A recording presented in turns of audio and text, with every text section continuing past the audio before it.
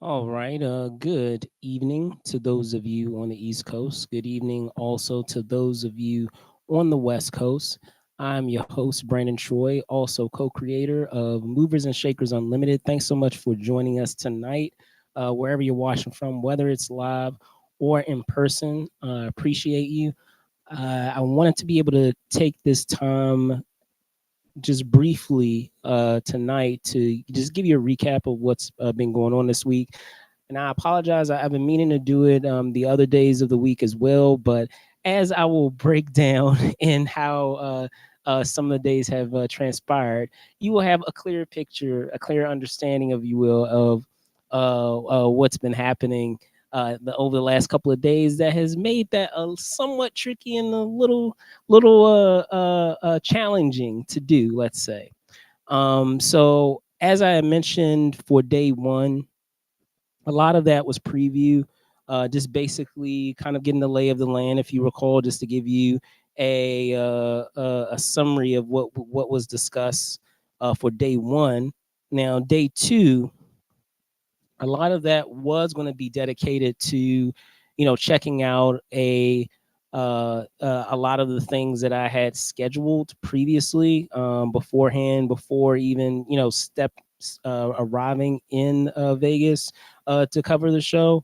So I was able to do those particular things, but there was an unexpected theme that became kind of a mantra for that day, and that was definitely AI. Seeing that a lot of the activities and the folks that I had the opportunity to speak with was centered around that subject matter of AI. Now, I had a chance to go to some programming that was done by Branch GPT, that was highlighting how AI is shaping and impacting a number of industries, industries such as the restaurant industry, the retail industry, the healthcare and wellness industry. And there were a number of figures that you could say in each of those industries that spoke on their respective subject matter. So I want to give a couple of shout outs because I did have an opportunity to sit down with them, and you can check it out on the playlist that I have for CES currently. You probably can see it right now if you just go to the Movers and Shakers respective social medias, because a lot of the streams that we've been doing, we've been dual streaming across Facebook and YouTube. So you can check it out there. But if you really want to kind of like focus your attention specifically on what has been going on at CES, there is a CES playlist, and I have been updating that playlist accordingly from newest to oldest with a lot of the content that we've been doing. Not just for this year's show, but even if you want to, take a look back further, because um, considering what else has been happening this week, which I'll get into, that did play, a factor into some of the opportunities that I had over the last few days. Now, if you recall from me talking about generally what the breakdown would be for this week.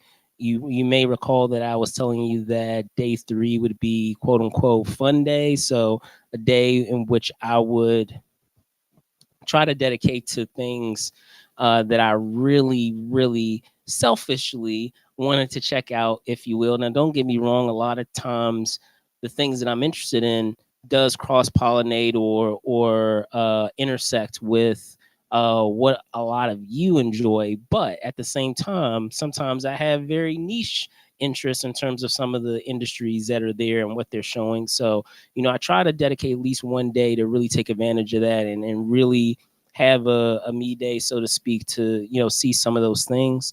And I did have an opportunity to do that, whether it is with a lot of the practical related interests that I have in terms of the industry that I'm currently in with content creation. So, checking out a lot of those vendors, a lot of those exhibitors that have equipment that would be practical and useful in what I currently do whenever I'm talking with you guys, whether it is wireless mics or cameras or just the accessories that are necessary to be able to, do the show as you guys see it, whether it's, doing it virtually in the capacity that I have now, doing it, um, uh, uh, uh, doing the interviews and editing them, and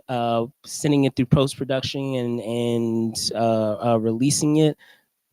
As you guys know, or what you probably have noticed, I don't do a whole bunch of that anymore. I still do it, but we just don't do a whole bunch of it here over at Movers and Shakers. We try to, have things available to you guys immediately, which is why a lot of what we've been doing has been podcasting and having it available in a live capacity. So that was essentially, what I was able to do on day 3. The stuff that went down on those respective days, I'm going to try to get what happened on day 3 out to you guys, but at least the day 2 stuff centered around, as I said, a lot of those figures in AI is currently up. So, give me some examples. Had an opportunity to speak with Kathy Baxter. Shout out to Kathy. She's the principal architect responsible for AI and tech at Salesforce. Of course, we had Noelle Russell, who was a moderator among those panels of that day. She has, a very, rich a history and career when it comes to AI.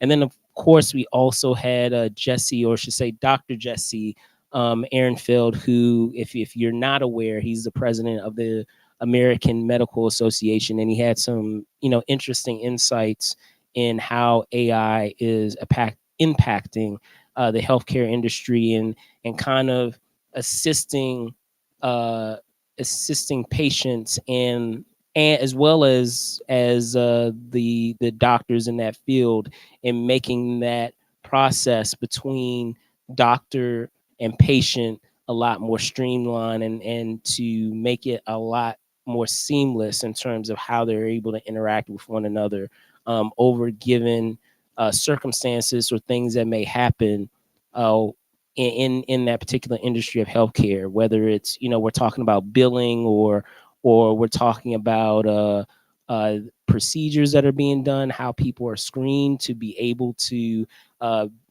do those particular procedures, things that oftentimes take days upon months. AI has allowed doctors to be able to screen through a number of potential uh, um, patients for a given procedure, so that it allows that process that they need in order to be able to do their job to go a lot more seamlessly. And then, like I said, even on the other end, if we're even talking about billing, being able to streamline that process where, and you guys out there are probably aware of this, we still have those instances where, you still have to, which is what he mentions in our conversation. I'll tease it briefly, of him talking about getting away from having to track down, so to speak, a doctor, via the phone, versus having those systems in place that allowed them to uh, screen through a lot of those applications with a given patient, and to be able to help them a lot sooner, because they've been able to screen through and get through a lot of their paperwork a lot sooner than they, sometimes would in the past. So be on the lookout for that. As I said, it's up right now. That conversation with Dr. Ehrenfeld.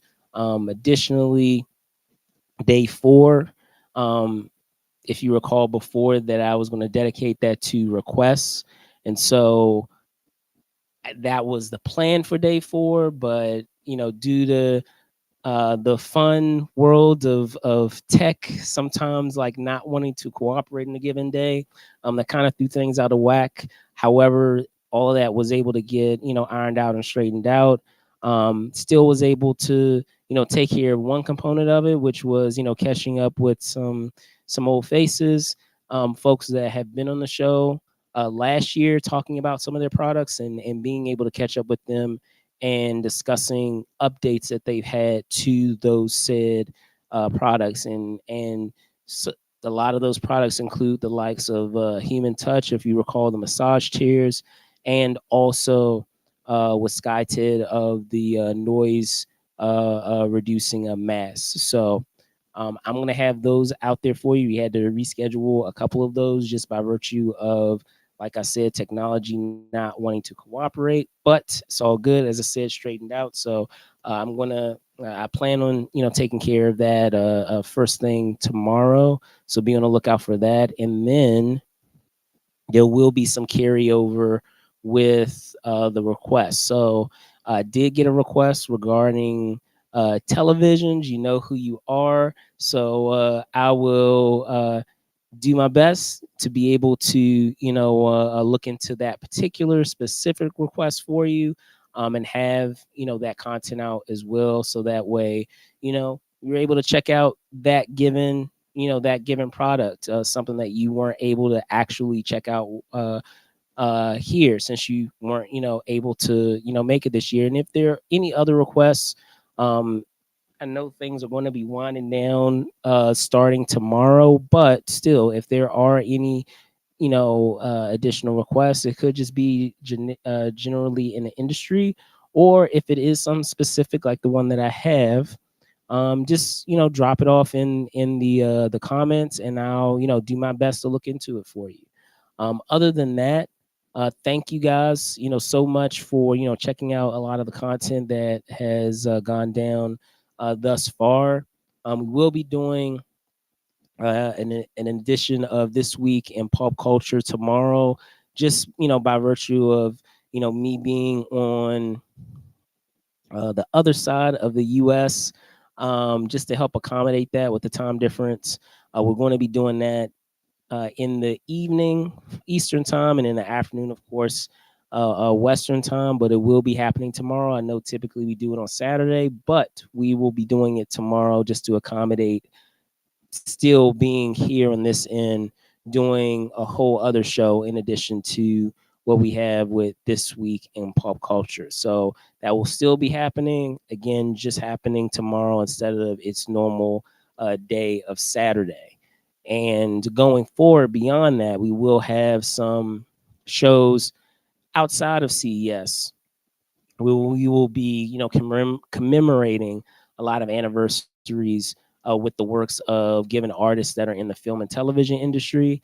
And there will be some additional CES interviews, just to, wrap up and close that loop, so to speak, or close that a circle, so to speak, of um, both opportunities that are out there with CES, or should say that have been there with CES as someone who is covering the show as a member of the media.